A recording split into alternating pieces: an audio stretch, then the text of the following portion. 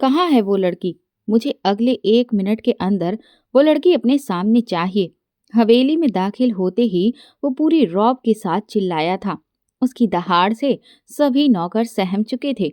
गंगूबाई जल्दी से अपनी चादर संभालते हुए आगे बढ़ी और कहने लगी, छोटे साहब बैठिए, मैं अभी उस लड़की को लेकर आती हूँ। मगर वो खा जाने वाली नजरों से गंगूबाई को देखकर कहने लगा, मेरा उठना बैठना सोना सब कुछ तबाह है। जब तक मैं उस लड़की को अपना निशाना नहीं बना देता, मुझे चैन नहीं मिलेगा। आखिर किसकी इजाजत से उसे हवेली के अंदर लाया गया? उसके नापाक कदमों को इस हवेली में दाखिल होने भी कैसे दिया गया? उसकी औकात ही क्या है? क्या तुम लोग जानते नहीं हो? जहां हवेली की दीवारें बलदेव सिंह ठाकुर की आवाज से कांप रही थीं, वहीं वो नाजुक सी मासूम कोने में बैठी डर डर थर थर कांप रही थी।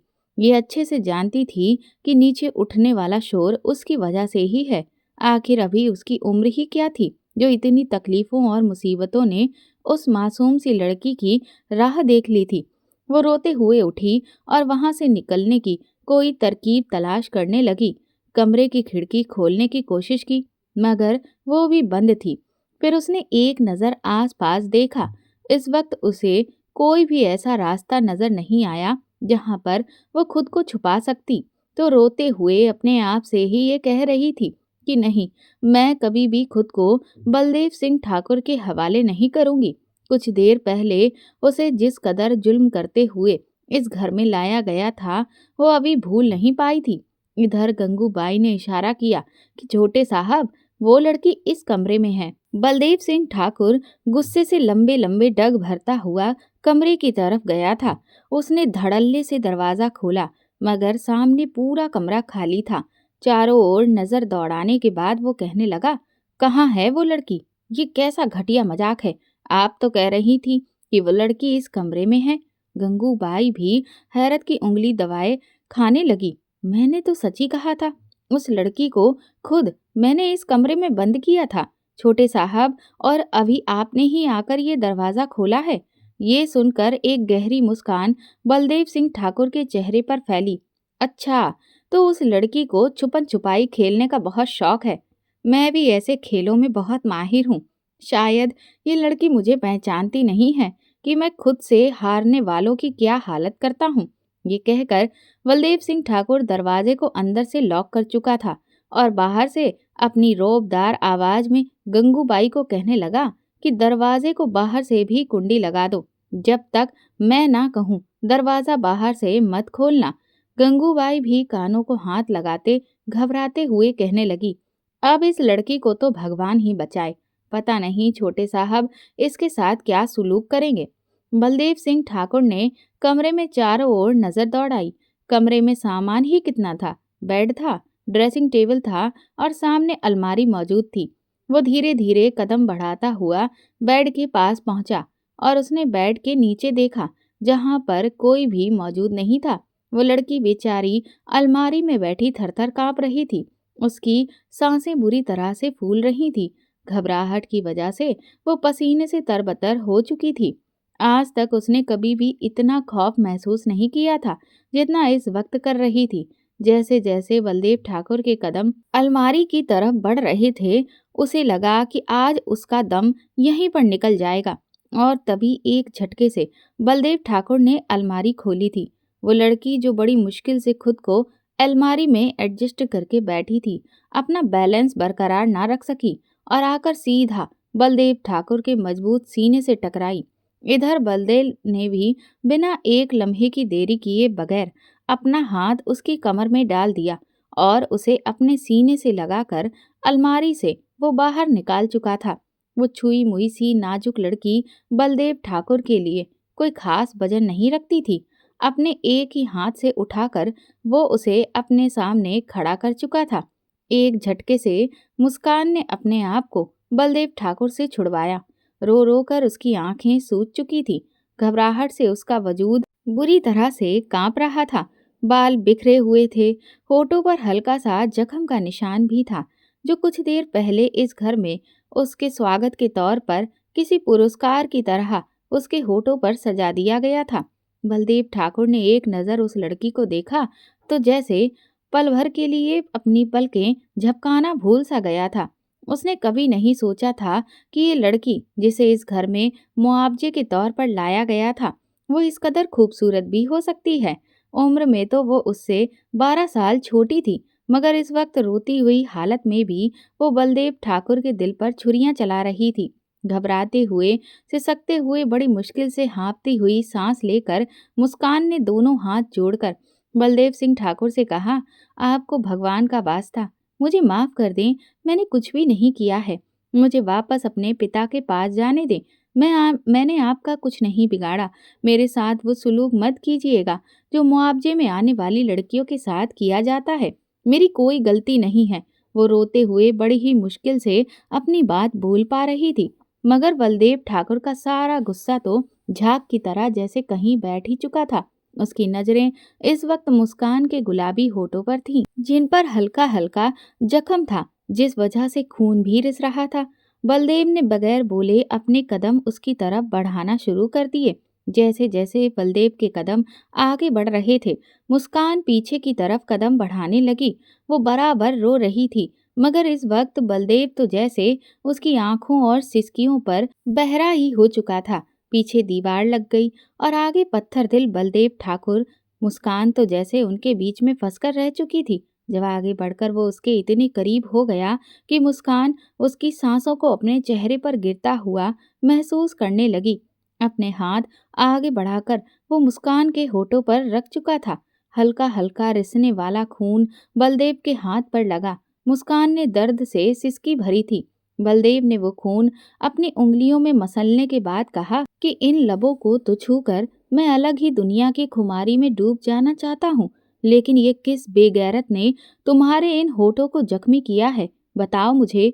मुस्कान को लगा जैसे उसके शरीर से आत्मा जुदा हो गई। ये कैसा शख्स था?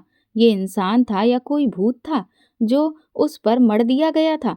वो घबराते हुए कहने लगी, आप मेरे साथ कुछ भी मत करें। मैंने पहले ही इस घर में अपना स्वागत होते हुए देख लिया है। भगवान का वास्ता है आपको। उसकी मिन्नतें सुनकर बलदेव ठाकुर कहने लगा, चुप करोगी या नहीं? जितना पूछा है उतना जवाब दो। तुम्हारे होठों पर ये जख्म कैसे हुआ? ये तुम्हारे चेहरे पर नीले और सुर्ख निशान क्यों आए? बलदेव की नीयत उस लड़की को देखकर बदल चुकी थी। वो उसके साथ आज की रात गुजारना चाहता था, मगर उसके चेहरे पर मौजूद इन निशानों को देखकर उसे बहुत तकलीफ हो रही थी। तभी दरवाजा खोलकर गंगूबाई को उसने अंदर बुलवाया। कुछ देर पहले जो कुछ यहाँ पर हुआ था, गंगूबाई ने घबराते हुए एक एक लफ्ज बताना शुरू किया। इस लड़की को किसी मुजरिम की तरह रस्सियों से बांधकर हवेली के बीचों बीच लाया गया था। इसकी आंखों पर पट्टी बंधी थी, दोनों हाथ भी बंधे हुए थे, जिनमें मौजूद रस्सी को विक्रम खींचकर ला रहा था, और उसने रस्सी को लाकर सीधा अनीता मालकिन के हाथ में दिया था और इस लड़की को धक्का देकर अनीता ठकुराइन के कदमों में गिरा दिया गया था। फिर वो कहने लगा, मालकिन, आपके छोटे बेटे के कातिल की बहन मुआवजा राशि में यहाँ पर लाई जा चुकी है। अब आपकी मर्जी है, इसे जलते हुए कोयलों पर चलाएं या हमारे पालतू कुत्तों को नोचने के लिए छोड़ दें, या फिर इस हवेली का एक एक मर्द इसे अपनी ख्वाहिश के लिए इस्तेमाल करे। ये अब हमारी मिल्कियत है। किसी ने एक बार भी इस मासूम सी लड़की से नहीं पूछा था कि आखिर उसकी गलती क्या है। इससे पहले कि अनीता ठकुराइन अपनी आंखों में गुस्सा लिए उसे कुछ कहती कि एक जोरदार थप्पड़ उसके ऊपर पड़ा था। थप्पड़ मारने वाली कोई और नहीं बल्कि लैला थी। थप्पड़ इतना जोरदार था कि उसके होठ फट चुके थे। वो सिसक सिसक कर रोने लगी और रोकर कहने लगी कि मेरा क्या कसूर है? मुझे क्यों मारा जा रहा है? मैंने कोई जुल्म नहीं किया है किसी पर भी। मैं किसी की जान नहीं ली है। आखिर कैसे लोग हैं आप? जिसने गलत किया है वो खुला घूम रहा है, और मुझे किस जुर्म में यहाँ पर लाया गया? अनीता ठकुराइन ने पहली बार मुआवजा राशि में आने वाली लड़की को इस तरह जुबान चलाते हुए देखा तो आगे बढ़कर उसे बालों से पकड़कर सामने पड़ी मेज पर पटक दिया। वो सिसक रही थी, मगर ठकुराइन उसे धक्का देकर कहने लगी, जवान बंद कर। खबरदार, जो मैंने तेरे मुंह से एक और लफ्ज भी सुना तू अपनी औकात मत भूल, वरना फिर पल पल मौत के लिए तड़पेगी और तुझे मौत भी नहीं आएगी। न जाने कितने ही थप्पड़ों की बौछार थी जो ठकुराइन और लैला ने उस पर कर दी थी, और फिर उसे किसी फालतू सामान की तरह सामने वाले कमरे में फेंक दिया गया था। जैसे जैसे गंगूबाई ने उसके बारे में बलदेव ठाकुर को बताया, उसके माथे पर बल पड़ चुके थे। बलदेव ठाकुर की आवाज सुनकर लैला, जो कि अपने कमरे में मौजूद थी, जल्दी से निकलकर उस कमरे में आई। सामने उस लड़की को और फिर बलदेव ठाकुर को खड़ा देखकर उसके माथे पर कुछ ठनका, और फिर वो कहने लगी, अरे ठाकुर साहब, आप यहाँ क्या कर रहे हैं? देखिए, इस लड़की को जो मुआवजा राशि में इस घर में आ गई है, अब गजेंद्र ठाकुर और राजवीर ठाकुर इसको देख लेंगे। आप चलिए यहाँ से। न जाने क्यों, मगर उसे बलदेव ठाकुर की इस लड़की के वजूद पर पड़ती नजरें अंदर ही अंदर बेचैन कर रही थीं। यूं लैला का उस पर हक जताते देखकर बलदेव गुस्से से उसकी तरफ पलटा। बगैर उसकी परवाह किए एक झन्नाटेदार थप्पड़ उसके गाल पर मार दिया। थप्पड़ मारकर कहने लगा, तुम्हारी इतनी औकात है जो तुम बलदेव सिंह ठाकुर को बताओगी कि क्या करना चाहिए और क्या नहीं? अपनी औकात याद है ना तुम्हें, या बार बार भूल जाती हो? ये लड़की इस घर में मुआवजा राशि में आई है, मेरे लिए ही आई है। मैं इस लड़की से शादी करूंगा, और अभी इसी वक्त करूंगा। गंगूबाई, जाओ, जाकर पंडित को बुलाकर लाओ। ये लड़की मेरी पनाह में रहेगी, और खबरदार, जो घर के किसी और मर्द ने इस पर बुरी निगाह डालने की कोशिश भी की, तो ये सिर्फ और सिर्फ मेरी मिल्कियत है। जिस कदर कमीनगी से आंखों में दरिंदगी सजाए बलदेव ठाकुर ये शब्द कह चुका था, लैला को लगा जैसे उसकी सांसें रुक रही हों। उसकी आंखों के आगे अंधेरा सा छा गया।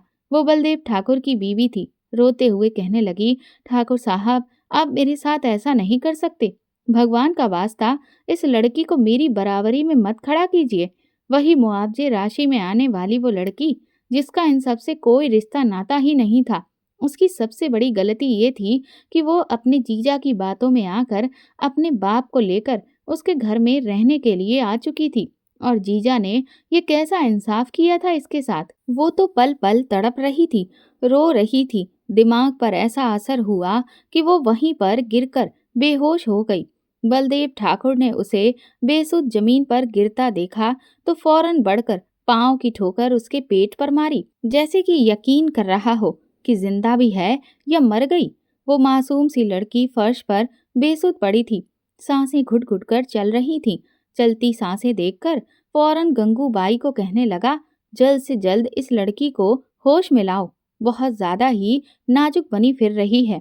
इसे यहाँ का रहन सहन समझाओ और सिखाओ कि वो मुआवजा बनकर इस घर में आ चुकी है, इसलिए ये नौटंकियां जितनी जल्दी हो सके बंद कर दे। कुछ देर बाद पंडित आने वाला है, इससे पहले इसे तैयार करके नीचे लाओ। ये कहकर अपने गुरूर में बलदेव ठाकुर वहां से जा चुका था, जबकि लैला को लगा कि उसकी सांसें रुक जाएंगी। वो रोते हुए बलदेव के पीछे दौड़ रही थी। अनीता ठकुराइन के कदमों में गिरकर कहने लगी, भगवान का वास्ता, आपको कुछ करिए, मुझ पर बिजली गिरने वाली है। मुआवजे में जो वो कमतर लड़की आई है, उसके घर वालों ने हमारे छोटे देवर की सांसें छीन ली, मगर अब आप लोग मेरी जिंदगी पल पल मौत क्यों बना रहे हैं? प्लीज बड़ी ठकुराइन, आप उन्हें समझाइए कि मेरे साथ नाइंसाफी ना करें। आप जानती हैं मैं उनसे कितनी मोहब्बत करती हूँ। वो मेरे सामने अगर किसी गैर लड़की को खड़ा कर देंगे तो मैं क्या करूँगी? अनीता ठकुरानी ने आंखों में आने वाले आंसुओं को पोंछा और फिर कहने लगी, तुम इस घर की खानदानी बहू हो, और वो मुआवजे में आई लड़की, उससे तो कोई रिश्ता नहीं है। उसके साथ जो कुछ होगा घर के मर्द बेहतर जानते हैं। तुम उसे अपने पाँव की जूती बनाकर रखना, वो कभी भी तुम्हारे सामने सर नहीं उठा पाएगी। मगर लैला तो ये सोच सोच कर परेशान हो रही थी कि बलदेव जिस कदर खूबसूरती के पीछे मरने मिटने वालों में से है, और वो लड़की जिस कदर खूबसूरत है, न जाने शादी के बाद बंद कमरे में क्या कुछ। अनीता ठकुरानी उसके मन में क्या चल रहा है ये जान चुकी थी। एक हाथ लैला के सर पर रखकर फिर कहने लगी, फिक्र मत करो, वो इस घर के मर्दों के लिए सिर्फ खिलौना ही रहेगी। बेहतर है कि बलदेव को गुस्सा मत दिलाना, वरना जानती तो हो कि घर के नौकरों के सामने भी बेइज्जत करने से बाज नहीं आता है। लैला रोते हुए अपने कमरे में जा चुकी थी, मगर दिल में उस लड़की के लिए नफरत पहले से भी और ज्यादा बढ़ चुकी थी। गुस्से से रोते हुए कहने लगी कि काश अर्जुन ना मरता, अपनी करतूतों की वजह से मौत के घाट उतर गया और अब जिंदगी मेरी नरक बन रही है। खुद तो एक बार मरकर राख में बदल गया, लेकिन मेरा क्या? मैं कैसे बलदेव को उस लड़की के साथ एक रात के लिए भेज सकती हूँ? एक रात तो क्या, न जाने कितनी रातें बलदेव उस लड़की के साथ गुजारेगा, उसे अपनी पत्नी का दर्जा देगा।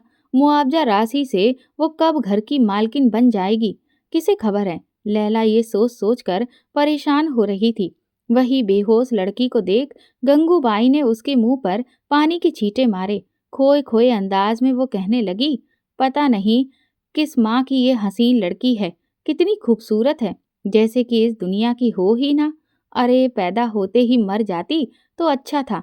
ये हवेली की मर्द न जाने अब तुम्हारे साथ क्या सुलूक करेंगे। गंगूबाई की आंखों में भी आंसू आ चुके थे। उसे 17 साल की लड़की से हमदर्दी सी हो रही थी। होश में आते ही घबराते हुए मुस्कान रोने लगी। रोते हुए कहने लगी, मुझे किसी से शादी नहीं करनी, मुझे मुआवजा राशि नहीं बनना। लड़ाई तो मेरे जीजा ने की थी, कानून और इंसाफ के मुताबिक तो सजा उन्हें मिलनी चाहिए थी। मुझे किस लिए यहाँ पर लाया गया है? वो रोए जा रही थी, मगर गंगूबाई उसके सामने एक सुर्ख रंग का जोड़ा रखकर कहने लगी, चुपचाप ये कपड़े पहन लो, तुम्हारी शादी बलदेव ठाकुर के साथ है। अगर जरा सी भी चूं चपड़ करोगी तो तुम्हें न जाने कितनी मुसीबतों को सहना पड़ेगा। घबराए हुए अंदाज में मुस्कान ने उन कपड़ों को देखा जो कि इस वक्त उसे अपने लिए कफन के जैसे लग रहे थे। जबरदस्ती ही सही, मगर गंगूबाई उसे दुल्हन बना चुकी थी।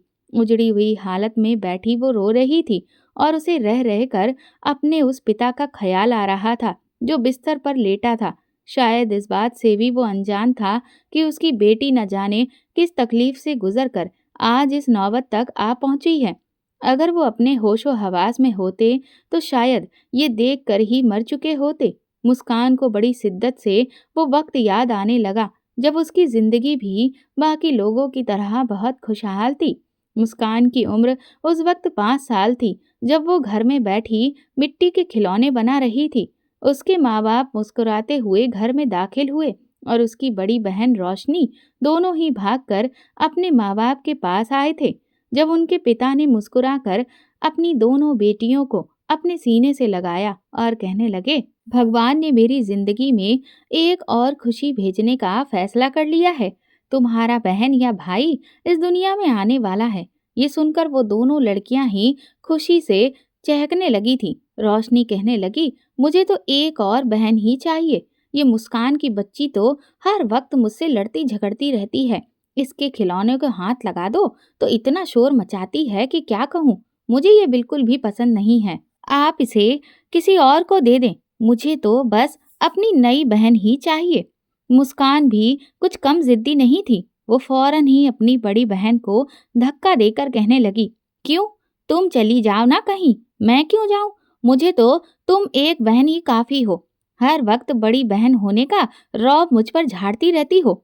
मुझे तो एक भाई ही चाहिए। ठीक है ना माँ, आप मुझे एक भाई देंगी ना? मुस्कान और रोशनी की बातें सुनकर उनकी माँ तो मुस्कुराने लगी थी। वो कहने लगी, अब इस बात का फैसला तो भगवान ही कर सकते हैं। देखते हैं कि तुम दोनों बहनों में से किसकी प्रार्थनाओं में असर होता है और वो तुम दोनों में से किसकी सुनता है। दोनों बहनें तो उस दिन के बाद से सुबह शाम भगवान को पूजने लगी थीं। एक बहन हर वक्त ये प्रार्थना करती कि भगवान उन्हें भाई दे, जबकि दूसरी बहन की जिद थी कि नहीं, मुझे तो एक बहन ही चाहिए। वक्त यूं ही आंखों मिचोली करता हुआ गुजर गया। 9 माह पूरे हो चुके थे जब अचानक उनकी माँ की तबीयत खराब होने लगी और फिर मुस्कान के पिता फौरन ही अपनी पत्नी को अस्पताल लेकर गए थे। अचानक ही कुछ ऐसी मुश्किलें बन गईं जिनकी वजह से डॉक्टर को ऑपरेशन करना पड़ा। मुस्कान की माँ का ब्लड प्रेशर बहुत ज्यादा हाई हो चुका था। ऊपर वाले ने उन्हें एक बेटा दिया था। मुस्कान की खुशी की तो कोई इंतहा ही ना रही, मगर उसकी माँ अपनी जान की बाजी हार चुकी थी। जब डॉक्टर ने ये खबर बाहर आकर सुनाई तो उनके पिता को तो ऐसा लगा जैसे उनकी पूरी दुनिया ही खत्म हो चुकी है। वो चंद घंटों पहले इस दुनिया में आए अपने बेटे को सीने से लगाकर फूट फूट कर रोने लगे। दोनों बच्चियां जो इस इंतजार में थीं कि माँ और पिताजी भाई को लेकर घर आएंगे।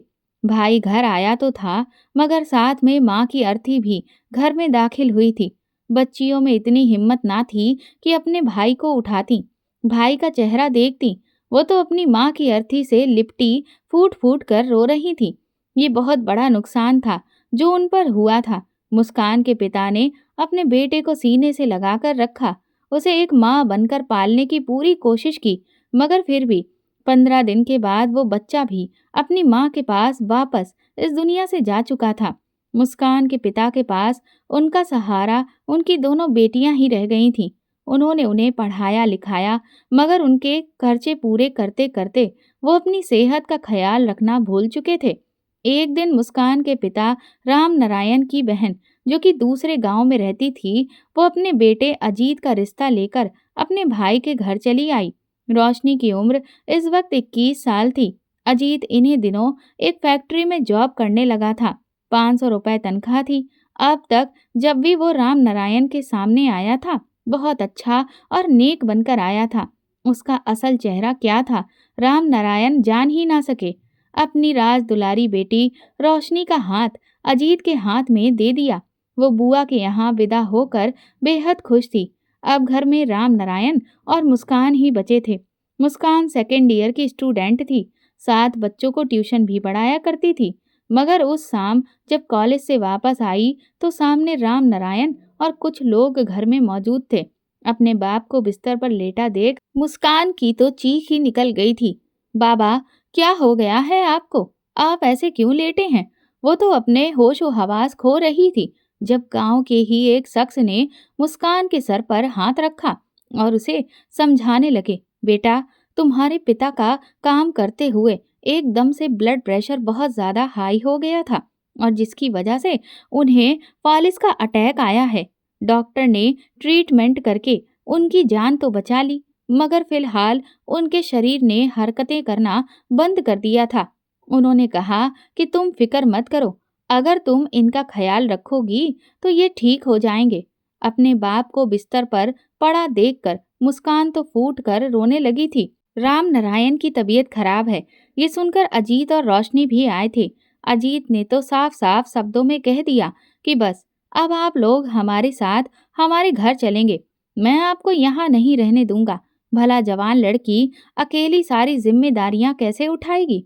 मजबूरन राम नारायण ने भी अपनी बेटी की खातिर कड़वा घूंट भर लिया था और अजीत के कहने पर मुस्कान ने अपना सारा सामान पैक किया और इस घर को छोड़कर अपने जीजा के साथ उसके घर चली गई।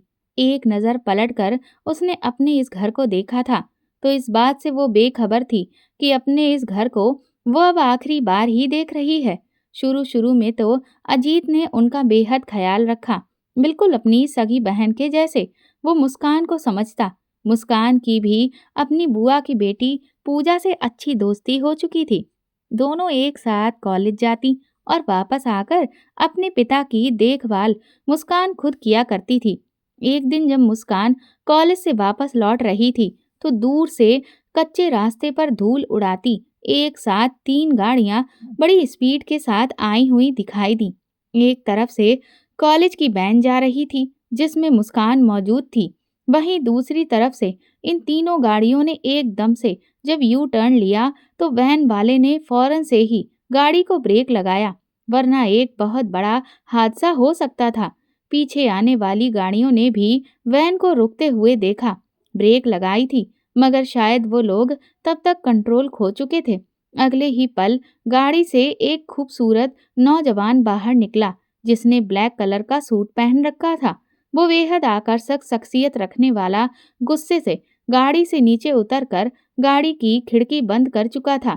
इधर बैन वाला भी नीचे उतरकर कहने लगा, ठाकुर साहब, माफ कर दीजिए, मैं तो बस गांव की तरफ जा रहा था, मुझे नहीं पता था ये आपकी गाड़ियां हैं। मगर वो अगले ही पल गुस्से से दहाड़ता हुआ कहने लगा, अंधे हो गए हो क्या? दोबारा अगर मुझे अपने सामने नजर आए तो फिर देखना कि तुम्हारा क्या हाल करता हूँ। अगर मुझे कहीं जाने की जल्दी ना होती तो फिर बताता। मुस्कान ने जब ये देखा तो वो भी गुस्से से फौरन गाड़ी से निकल चुकी थी। गाड़ी वाले ने उसे रोका भी था, मगर वो अपना हाथ छुड़वाकर बाहर निकल आई और बोली, ओह हेलो मिस्टर, खुद को क्या किसी फिल्म का हीरो समझ रहे हो या फिर विलेन हो? 1.5 करोड़ की गाड़ी लेकर इतना तमाशा लगाए फिर रहे हो। गलती अंकल जी की नहीं, बल्कि आपकी है। आप इतनी स्पीड से आ रहे थे कि उन्हें मौका ही नहीं मिला। एक तो इतने बड़े हादसे को होने से उन्होंने आपको बचा लिया, ऊपर से आप उन्हें ही उल्टा सुनाए जा रहे हैं। सामने खड़ा शख्स तो जैसे उस मासूम सी लड़की को देखकर अपने होशो हवास ही खो चुका था। वैन वाला बेचारा घबराते हुए कहने लगा, अरे बिटिया, ये क्या कर रही हो? जानती हो ये कौन है? अरे जो कोई भी हो, मेरी बला से। जो गलत है वो गलत है। मैं किसी भी अमीर जादे से नहीं डरती। बैन वाला तो घबराते हुए दोनों हाथ जोड़ चुका था। ठाकुर साहब, माफ कर दें, इस लड़की की तरफ से मैं माफी मांगता हूँ। बैन वाले मनोज ने फौरन उसे गाड़ी के अंदर खींचा था, मगर यही वो लम्हा था जब वो शख्स उस लड़की की मोहब्बत में जैसे गिरफ्तार ही हो चुका था। वैन वहां से आगे चल चुकी थी। एक बार पलटकर मुस्कान ने खिड़की से देखा था, वो वहीं पर बुत बना खड़ा था।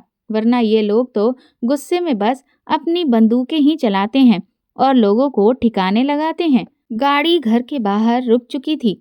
वो लड़कियां जैसे ही घर में दाखिल हुई तो सामने का मंजर देख मुस्कान और पूजा दोनों घबरा गईं। सामने रोशनी रो रही थी और अजीत भी हड़बड़ाया हुआ था। मुस्कान परेशान होकर फिक्रमंदी से कहने लगी, क्या हुआ है? अजीत ने सिर्फ 1 सेकंड लगाया था फैसला करने में। वो अपनी बहन को कहने लगा, पूजा, तुम चाचा जी के घर चली जाओ और जब तक मैं ना कहूँ तुम उनके घर से एक कदम भी बाहर मत निकालना। और अगर कोई तुमसे रास्ते में पूछे कि अजीत कौन है तो कह देना कि मैं उसे नहीं जानती। इस जल्दबाजी को देखकर वो दोनों लड़कियां समझ ही नहीं पा रही थीं कि आखिर असली माजरा क्या है। वहीं रोशनी रो रही थी कि मेरी बहन के साथ आप ऐसा नहीं कर सकते। वो सिर्फ आपकी साली नहीं, बल्कि आपके मामा की बेटी भी है। वो आपकी बहनों के जैसी है। अजीत कहने लगा, हाँ, पिछले कई महीनों से तुम्हारी बहन और तुम्हारे बाप का खर्चा मैं उठा रहा हूँ। अब इनका इतना हक तो बनता है कि ये मेरे लिए कुर्बानी दे सके। इसके बदले में मैं मामा का अच्छे से इलाज करवाऊंगा। इन्हें किसी चीज की कमी नहीं आने दूंगा। मगर इस वक्त मेरे लिए ये कुर्बानी देनी ही होगी। मुस्कान कभी अपनी बहन का चेहरा देखती तो कभी अपने जीजा जी का कि आखिर हुआ क्या था।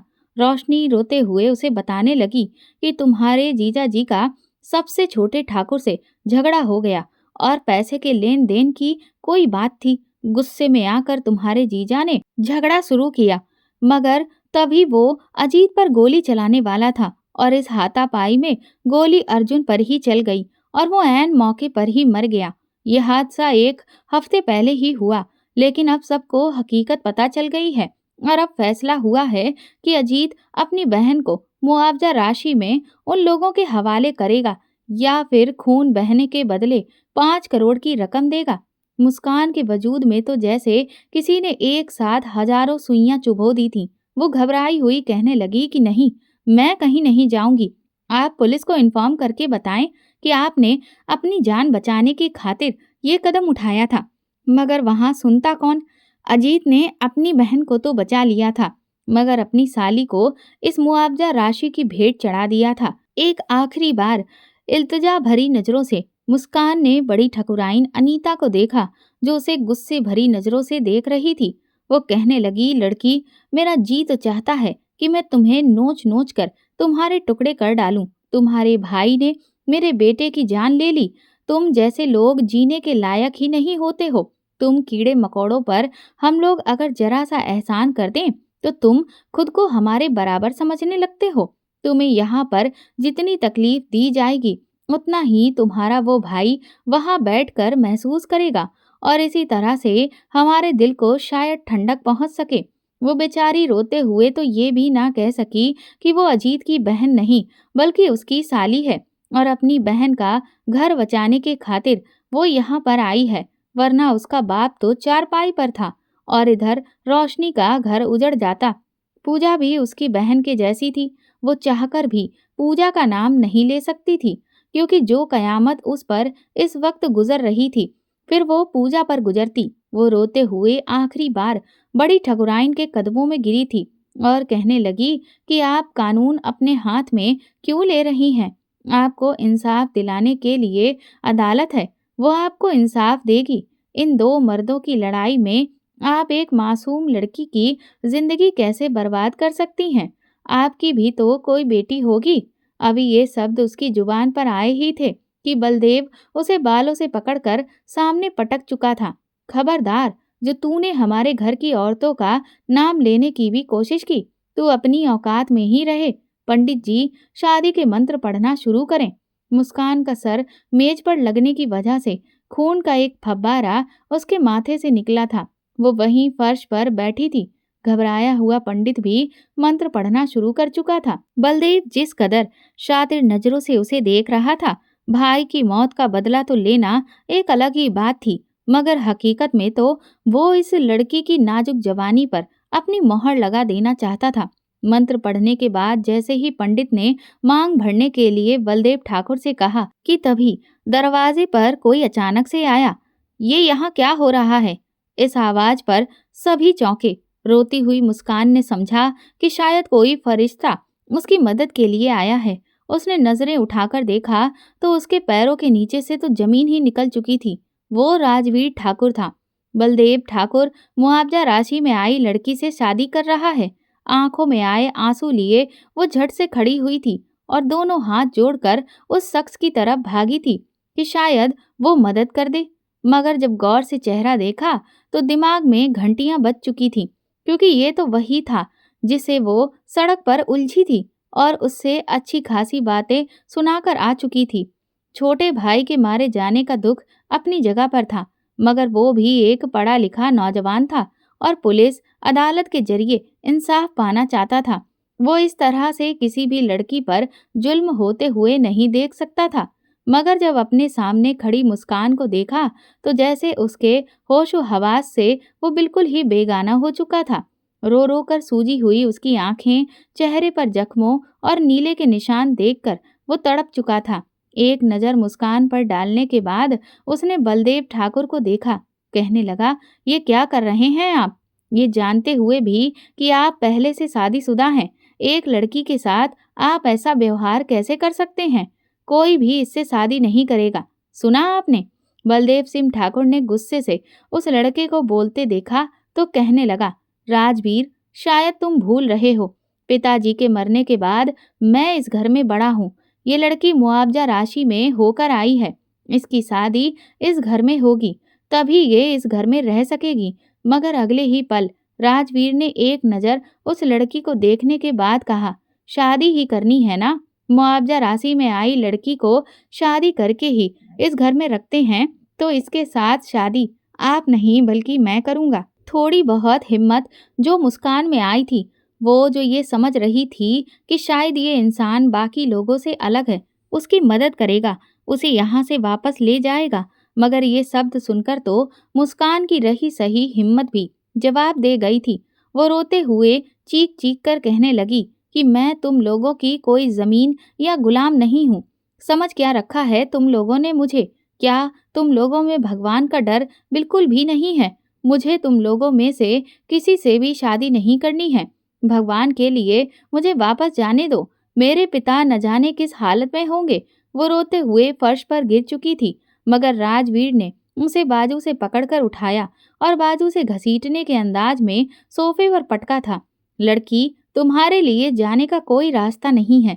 तुम्हारी जिंदगी इस हवेली की दीवारों पर टक्करें मार मार कर खत्म हो जाएंगी, मगर तुम्हें इस हवेली से बाहर कदम निकालने की इजाजत नहीं मिलेगी। पंडित जी, शादी शुरू कीजिए। राजवीर ने जिस अंदाज में कहा था, बलदेव गुस्से से मुट्ठियां भींचकर पीछे हट गया। रोती हुई मुस्कान ने खुद से 5 साल बड़े राजवीर को देखा, जो न जाने उससे अब किस किस बात का बदला लेने वाला था। अपने अंदाज से तो वो बेहद सख्त मिजाज और जालिम लग रहा था। रोते हुए मुस्कान ने उससे शादी कर ली थी और राजवीर अपनी जगह से उठ खड़ा हुआ। गंगूबाई, इस लड़की को मेरे कमरे में छोड़ दीजिए। जब तक मैं ना कहूँ, कोई इस लड़की पर हाथ तक नहीं उठाएगा। ये कहकर फोन पर किसी से बात करता राजवीर वहां से जा चुका था, जबकि उस लड़की को गंगूबाई राजवीर के कमरे में छोड़ चुकी थी। फर्श पर बैठी वो सिसक रही थी। कुछ देर बाद न जाने इस घर में क्या होने वाला था। आने वाली जिंदगी बिल्कुल गहरे अंधेरों में डूबी हुई थी। लैला तो खुश थी कि बलदेव की शादी उस लड़की से नहीं हुई, मगर बलदेव सिंह ठाकुर के अंदर झुलस रही आग किसी तौर पर भी कम होने का नाम ही नहीं ले रही थी। वो बार बार चहलकदमी करता उस लड़की की खूबसूरती को याद करके झुलस रहा था। सिगरेट पर सिगरेट फूंक रहा था। उसने सोच रखा था कि आज की रात उस लड़की की रात काली बना देगा, उसकी इज्जत तार तार कर देगा। वो पल पल तड़पेगी, रोएगी, सिसकेगी, मगर वो उसकी सिसकियों पर बिल्कुल भी रहम नहीं करेगा। उसके वजूद के एक एक हिस्से पर अपनी मोहर लगा देगा। मगर अपनी जगह अपने भाई के साथ शादी को देख वो तड़प ही तो चुका था। रात के तकरीबन 9 बज चुके थे जब नफरत और बेचैनी में बलदेव अपने बिस्तर से उठा। लैला उसके सीने पर सर रखे सो रही थी। कुछ देर पहले सिर्फ और सिर्फ लैला की ख्वाहिश पर ही उसके साथ एक हसीन रात बिता चुका था, मगर अंदर मौजूद बेचैनी कम नहीं पड़ रही थी। वो शायद अब मुस्कान को पाकर ही खत्म होने वाली थी। धीरे से लैला के पहलू से निकलकर वो बाहर आया, आसपास नजर दौड़ा रहा था। आंगन में आया तो वहां पर अभी तक राजवीर की गाड़ी मौजूद नहीं थी, यानी वो लड़की कमरे में अकेली थी, इस बात से अनजान कि बलदेव ठाकुर उसकी ताक लगाए बैठा है। वो फर्श पर बैठी बेड से टेक लगाए बेखबर सो चुकी थी। जब धीरे से दरवाजा खुला तो दुल्हन के रूप में अपनी हालत बिगाड़े वो लड़की इस वक्त भी कयामत ढा रही थी। बलदेव धीरे धीरे कदम बढ़ाता हुआ उसके करीब गया और घुटनों के बल उसके पास बैठ गया और गहरी सांस उसके चेहरे पर डालकर कहने लगा, कसम से इस खूबसूरती को मैं ऐसे तो नहीं छोड़ने वाला। शादी बेशक तुम्हारी राजवीर से हो चुकी है, मगर तुम इस हवेली के हर मर्द के बिस्तर की रौनक बनोगी। ये कहकर उसने अपनी उंगली उसके लबों पर फेरनी शुरू कर दी, जिस पर जख्म था। अपने चेहरे पर किसी का एहसास महसूस करके वो एकदम घबरा कर उठी, मगर इससे पहले कि मुस्कान के लबों से चीख निकलती, बलदेव ने उसका मुंह दबोच लिया था। जरा सी आवाज मत निकालना, वरना तुम्हारी चीखें पूरी हवेली सुनेगी। वो अपने सामने इस जानवर को देखकर घबरा चुकी थी। फौरन पीछे हटी, उठने लगी, मगर पूरी तरह से अपने घेरे में वो ले चुका था। बलदेव उसका मुंह दबोचकर दूसरे हाथ से बाजू मरोड़ उसे दीवार से लगा चुका था। क्या समझ रही थी मेरी शिद्दत से बच जाओगी? बिल्कुल नहीं। अपने भाई की मौत का बदला तो अलग बात है। मैं तो तुम्हारे हुस्न को देखकर ही दीवाना हो चुका हूँ। ऐसे तो नहीं छोड़ूंगा। मुस्कान पूरी कोशिश कर रही थी खुद को उससे छुड़वाने की, मगर वो उसके काफी करीब आकर अपना चेहरा उसके गर्दन की तरफ ले आया था। रोते हुए उसने पूरी कोशिश की थी कि ये शख्स उससे दूर हो सके। तभी थोड़ा सा दरवाजा खुला। राजवीर सामने खड़ा था। जब अपनी मुआवजे में आई बीबी के साथ अपने भाई को जबरदस्ती करते देखा तो गुस्से से चिल्ला उठा, बड़े भैया, ये क्या कर रहे हैं आप? अपनी जिंदगी में आज तक उसने कभी अपने बड़े भाई से बदतमीजी से बात नहीं की थी, मगर आज वो बलदेव को गिरेबान से पकड़कर एक जोरदार थप्पड़ उनके मुंह पर मार चुका था। थू है आपके वजूद पर, शर्म आनी चाहिए आपको। मुझे तो आपको बड़ा भाई कहते हुए भी लानत महसूस हो रही है। आप मेरी इज्जत पर हाथ कैसे डाल सकते हैं? ये बीवी है मेरी। राजवीर का सफेद चेहरा सुर्ख हो चुका था। वो जिस अंदाज में बलदेव को जकड़ी था, उसको लगा जैसे वो यूं पकड़े जाने पर मर ही जाएगा। अगले पल कहने लगा, होश में आओ, भाई हूं मैं तुम्हारा। बाप की तरह पाला है मैंने तुम्हें। ये लड़की इस घर के हर मर्द के बिस्तर की रौनक बनने के लिए आई है। ये मुआवजा होकर आई है। ये एक बाजारू। तभी राजवीर बलदेव ठाकुर कहता चिल्ला उठा था, चुप, बिल्कुल चुप। खबरदार जो ये गंदे शब्द आपने इस मासूम लड़की के लिए इस्तेमाल भी किए तो। घबराई हुई मुस्कान दीवार से लगी रो रही थी और कांप रही थी। घर के सभी लोग जागकर वहां पर आ चुके थे। बड़ी ठकुरानी अनीता ने दोनों बेटों को आकर छुड़वाया था। गजेंद्र ने भी उल्टा राजवीर को ही डांटा था। गंगूबाई को कहने लगे, पकड़ो इस लड़की को और ले जाओ जानवरों के बाड़े में, ताकि ये लड़की इस हवेली में नहीं रहेगी। मुस्कान घबराए हुए अंदाज में राजवीर का बाजू पकड़ चुकी थी। जो भी था जैसा भी था, मगर उसे इस वक्त राजवीर ही अपना मसीहा लग रहा था। मगर गजेंद्र के हुक्म के आगे राजवीर को भी खामोश होना पड़ा। वो बलदेव ठाकुर से बड़ा था, मगर घर के फैसलों की जिम्मेदारी उसने बलदेव ठाकुर को ही दे रखी थी। बाहर के मामलात वही संभाला करता था। घबराई हुई मुस्कान को उसे कमरे से जाने तो नहीं देना चाहता था, मगर गजेंद्र के कहने पर उसने अपना हाथ मुस्कान से छुड़ा लिया था। गंगूबाई उसे हवेली के सामने मौजूद बाड़े में छोड़ आई थी। सारी रात उसने रोते हुए और घबराए हुए अंदाज में हाथ में एक डंडा लेकर आसपास देखते हुए गुजारी कि कहीं कोई दरिंदा एक बार फिर से उस पर जुल्म करने के लिए ना आ जाए। अगली सुबह उसकी जिंदगी की बेइंतहा बर्बादी की सुबह थी। बाड़े में काम करने वाली नौकरानी उसके हाथ में झाड़ू देकर कहने लगी, ओ मेम साहब, छोटे ठाकुर से शादी करके क्या समझ रही हैं कि तुझे इस घर की छोटी बहू का दर्जा मिल जाएगा? अरे नहीं, बिल्कुल नहीं। चल उठा झाड़ू और साफ सफाई कर। बड़ी ठकुराइन ने तो साफ साफ शब्दों में कह दिया है कि कल मुआवजे में आने वाली लड़की तुम नौकरों की भी नौकरानी है। इसका जैसा मर्जी हो इस्तेमाल करो, कोई तुम लोगों को रोकने टोकने वाला नहीं है। कल रात हवेली में जो तमाशा तुमने लगवाया है ना, एक एक बात का हिसाब लिया जाएगा तुमसे। मुस्कान बेचारी घबरा चुकी थी। गंगूबाई जैसे जैसे उस पर हुक्म चला रही थी, वो चुपचाप साफ सफाई कर रही थी। पूरे बाड़े की झाड़ू लगाने के बाद उसे वो एक तरफ ले आई और कचरा उठवाने लगी। मुस्कान के हाथों में तो अब तक छाले ही पड़ चुके थे। सारी रात जाग के रहने की वजह से उसका शरीर दर्द कर रहा था। बुखार में भी वो तड़प रही थी, मगर यह एहसास किसे था? दिल ही दिल में कह रही थी कि मैं कभी भी आपको माफ नहीं करूंगी जीजाजी। अपने हाथों से उठने वाले छालों पर एक नजर डालकर जैसे ही उसने कचरे की तरफ हाथ बढ़ाए कि अगले ही पल बाड़े में राजवीर दाखिल हुआ, जो कब से हवेली से उस लड़की को काम करते हुए देख रहा था। उसे तो वो पहली ही नजर में नटखट, चंचल और होशियार लड़की के तौर पर भाई थी, मगर ये हवेली और इस हवेली के रिवाज उसे अंदर तक तोड़ चुके थे।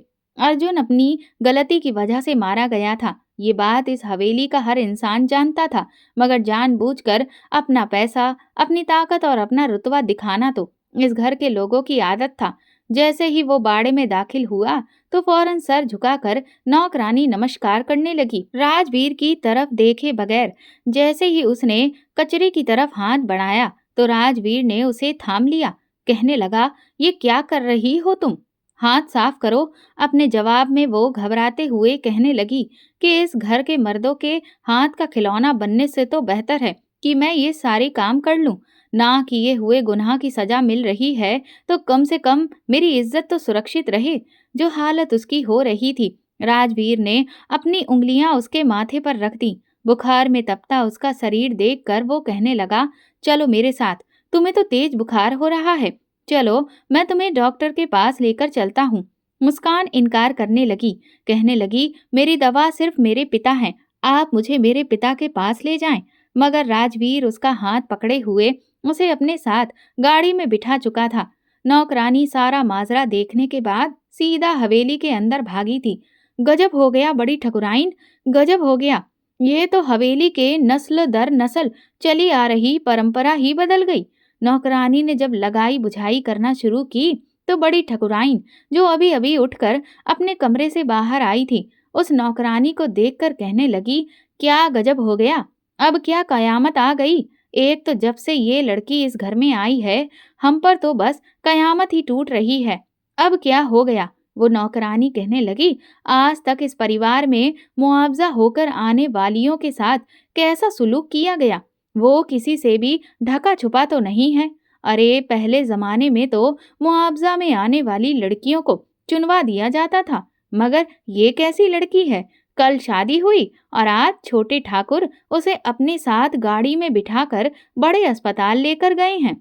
हल्का सा बुखार ही तो हुआ था, अभी तो उसने यहाँ पर बड़ी तकलीफें सहनी थी। अरे मिट्टी में मिल जाएं वो लोग जिन्होंने हमारे अर्जुन ठाकुर को इतनी बेरहमी से मार दिया, और यहाँ हमारे राजवीर ठाकुर जिनको अपने भाई की मौत की परवाह ही नहीं है, वो उस लड़की को लेकर घूम रहे हैं। बड़ी ठकुराइन तो गुस्से से बिफर उठी थी। लैला कहने लगी, मुझे तो लगता है राजवीर के दिल में पहले ही इस लड़की के लिए कुछ था, तभी वो उसका इतना ख्याल रख रहा है। बड़ी ठकुराइन गुस्से से अपने हाथ भीग चुकी थी। वो हॉस्पिटल पहुंच चुके थे।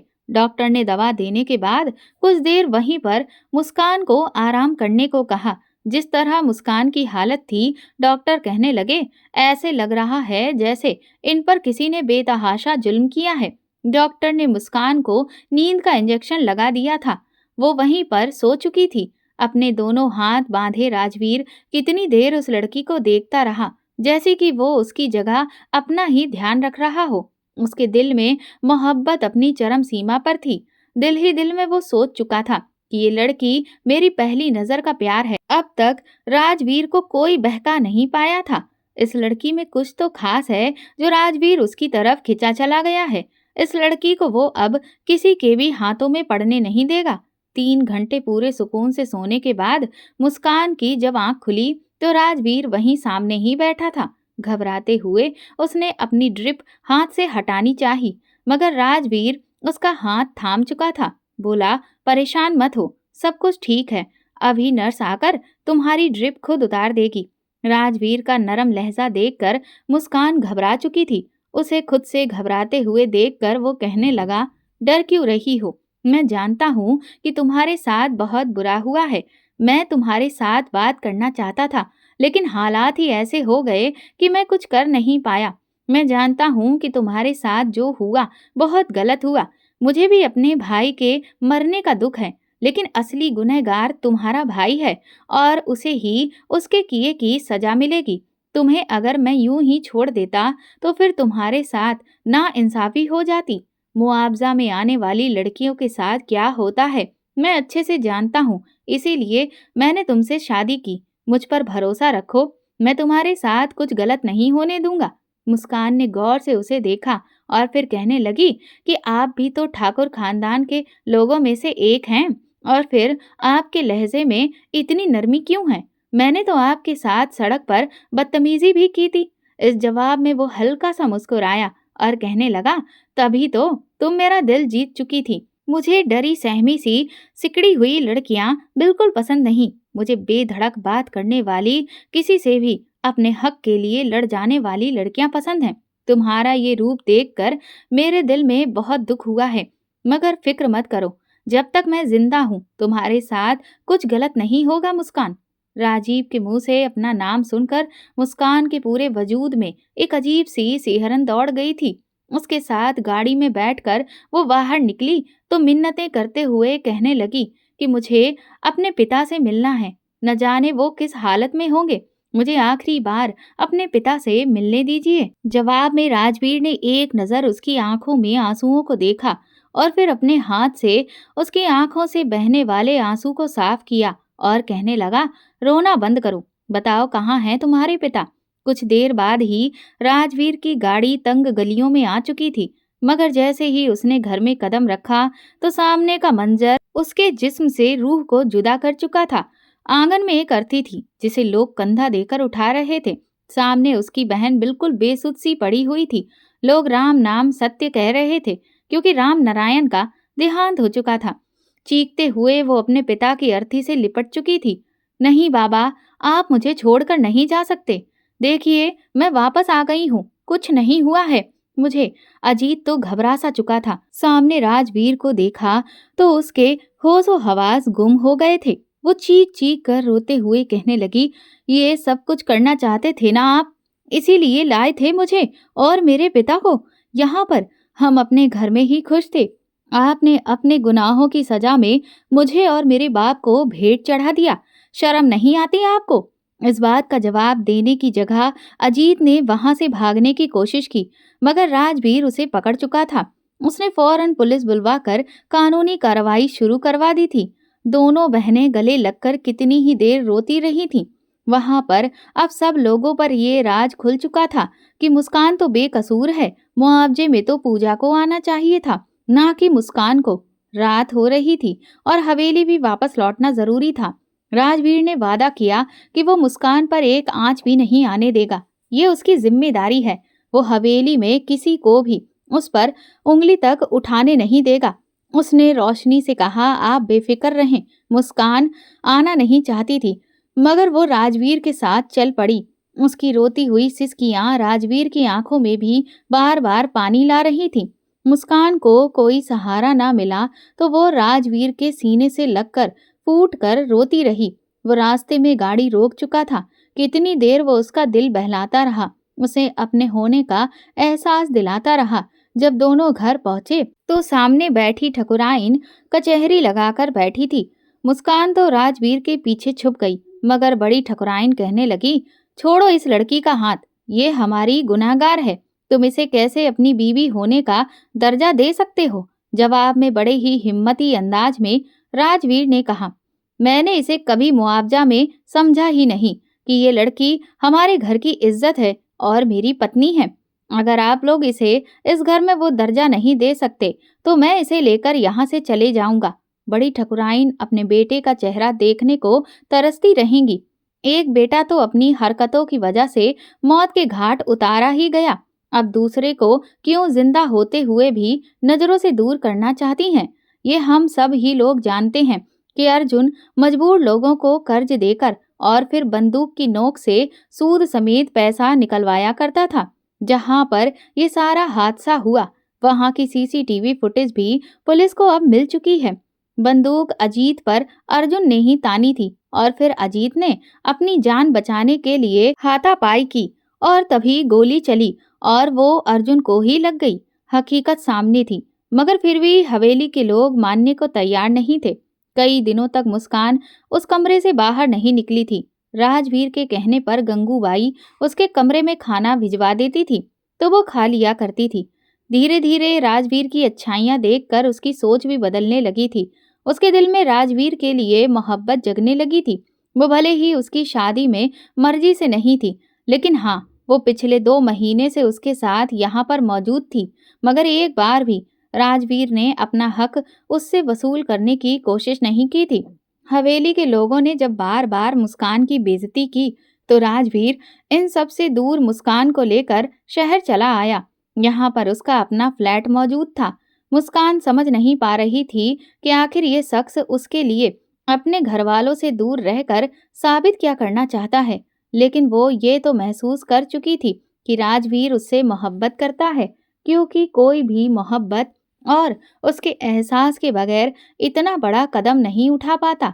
मगर फिर भी शायद वो राजवीर से अपने प्यार का इजहार करवाना चाहती थी। उस शाम खाना बनाने के बाद नहाकर अपने लंबे घने बालों को खोल वो आईने के सामने आई और उनमें कंघी फेर रही थी। पानी की बूंदें टपक कर उसकी गर्दन को भिगो रही थीं। न जाने कब बिना कोई आवाज किए राजवीर कमरे में दाखिल हुआ। उसने जब सर से लेकर पांव तक मुस्कान को गौर से देखा तो अब तो उसने जो खुद पर काबू पाया था उस सब्र का बांध टूटने लगा। वो धीरे धीरे चलता हुआ मुस्कान के करीब आया और अगले ही पल उसने अपना हाथ उसकी कमर पर रख दिया और फिर उसने अपनी सीमा पार की। जब मुस्कान ने एकदम से आईने में राजवीर का अक्स देखा तो वो भी पलट कर शर्मा गई। राजवीर कहने लगा, तुम बेहद खूबसूरत हो। ये राजवीर ठाकुर तुम्हारी मोहब्बत में डूब चुका है। इसका इलाज, मर्ज की दवा सिर्फ और सिर्फ तुम हो। तुम्हें पाकर मैं तुम्हारे इश्क में डूब जाना चाहता हूँ। मुस्कान कुछ कहना चाहती थी, मगर राजवीर की शिद्दत को देखकर वो कुछ बोल ही ना पाई। उसे बोलने का कुछ मौका ही ना मिला। राजवीर बड़े प्यार से उसे बेड पर लेकर आया और फिर उसने अपनी मोहब्बत उस पर न्यौछावर की। एक पल को राजवीर को देखकर वो घबराई थी, क्योंकि उसे इन लम्हों से बहुत डर लगता था। मगर जिस कदर राजवीर ने मोहब्बत और नरमी का व्यवहार उसके साथ किया तो उसका सारा डर कहीं गायब हो चुका था। वो लम्हे उसकी जिंदगी के सबसे हसीन लम्हे थे, जब राजवीर ने उसे बाकायदा अपनी पत्नी होने का हक दिया था। जब मुस्कान ने होश संभाला तो वो शर्मा गई। राजवीर ने उसके चेहरे से हाथ हटाकर कहा, शर्माना कैसा? आखिर तुम मेरी मनचाही बीवी हो। तुम्हें मैं हर फिक्र, हर परेशानी से दूर यहाँ पर लाया हूँ, ताकि तुम्हारी आंखों में आंसू ना देख सकूं। मेरे परिवार के जिस खौफ की वजह से तुम डिप्रेशन में चली गई थी, मैं तुम्हें उससे निकालना चाहता हूँ। अपने आप को अब तुम पहचानो और अपने असल रूप में वापस आओ, बिल्कुल वही हिटलर बनकर, ताकि दोबारा हम एक साथ वापस उस हवेली में जा सकें। मुस्कान के चेहरे पर मुस्कुराहट फैल चुकी थी। तमाम सबूतों और गवाहों के बाद अजीत भी जेल से छूट चुका था। ठाकुर खानदान पहली बार सच्चाई को मद्देनजर रखते हुए अपनी हार मंजूर करने पर मजबूर हो चुका था। अजीत बेहद शर्मिंदा था। जैसे तैसे ढूंढते हुए वो मुस्कान तक पहुंचा था और हाथ जोड़कर रोते हुए माफी मांगने लगा कि मुझे माफ कर दो, मैंने तुम्हारे साथ गलत किया। अगर राजवीर ठाकुर ना होता तो ना जाने आज तुम कैसे कैसे भेड़ियों के हत्थे चढ़ चुकी होती, सिर्फ और सिर्फ अपनी बहन की खातिर। और इस पूरे हादसे में राजवीर के मिल जाने पर वो अपने जीजा को माफ कर चुकी थी, मगर इस शर्त पर कि वो उसकी बहन को खुश रखेगा, आंख में कभी आंसू नहीं आने देगा। बार बार बड़ी ठकुराइन उसे वापस घर आने को कह रही थी, मगर राजवीर का कहना था कि मैं तभी आऊंगा जब मेरी बीवी को इस घर में वही इज्जत मिलेगी जो लैला को मिलती है। मजबूरन बेटे की खातिर उन्हें मानना पड़ा। उस शाम एक शानदार दावत दी गई। जब मुस्कान राजवीर के साथ उसका बाजू पकड़े घर में दाखिल हुई थी, घर के लोगों के लिए उसे अपनी बहू मानना मुश्किल था, मगर अब उन लोगों का ये लहजा और अंदाज मुस्कान को बुरा नहीं लग रहा था। वो बिल्कुल राजवीर की परछाई लग रही थी। आज तक राजवीर के सामने बड़ी ठकुराइन की भी नहीं चली थी, तो भला उसकी पत्नी पर कैसे कोई अपनी मनमर्जी चला सकता था। दोनों वापस हवेली में आ चुके थे। धीरे धीरे बड़ी ठकुराइन का रवैया भी मुस्कान के साथ ठीक हो गया। जैसे जैसे वो हकीकत से रूबरू हुई थीं, वो दिन उनकी जिंदगी का सबसे हसीन दिन था। जब मुस्कान खुशी से हवेली में रह रही थी, राजवीर ने एक नज़र उसे देखने के बाद कहा कि आज तो मेरी पत्नी कयामत ढा रही है। अपनी छोटी नाजुक सी बीवी के साथ क्या आज की रात थोड़ी शरारत कर ली जाए? उसने मुस्कान के बालों को अपनी उंगलियों पर घुमाते हुए कहा। मुस्कान फौरन शर्मा गई और झट से कहने लगी, बिल्कुल भी नहीं। दिन ब दिन आपकी शरारतें बढ़ती ही जा रही हैं। चुपचाप बेड की दूसरी तरफ जाकर सो जाइए। अगर मुझे तंग किया तो मैं उठकर सोफे पर सो जाऊंगी। जवाब में वो उसे अपनी बाहों में उठा चुका था। कहने लगा कि बमुश्किल 50 किलो का तो वजन है आपका, और चली हैं मुझसे खुद को छुड़वाने। अरे, आपको तो नाज करना चाहिए अपनी किस्मत पर कि कितना रोमांटिक पति मिला है। ये कहकर राजवीर अपनी बड़ी हुई शेव उसके गाल पर रगड़ चुका था। वो कसमसाकर खुद को छुड़ाने लगी, मगर अंदर ही अंदर मुस्कुरा भी रही थी। उसे राजवीर की शरारत अच्छी लगती थी। दिल ही दिल में वो ये दुआ करने लगी कि बस उसकी जिंदगी यूं ही खुशियों से भरी गुजर जाए।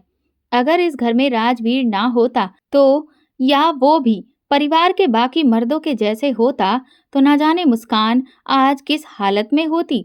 दोस्तों, अगर आपको हमारी कहानी पसंद आई है तो कमेंट करके प्लीज़ ज़रूर बताइएगा और इस वीडियो को ज़्यादा से ज़्यादा शेयर और लाइक भी करिएगा। चैनल पर नए हैं तो सब्सक्राइब करें और हाँ, नोटिफिकेशन बेल को ज़रूर दबाएं ताकि अगली अपडेट सबसे पहले आपको मिले। धन्यवाद।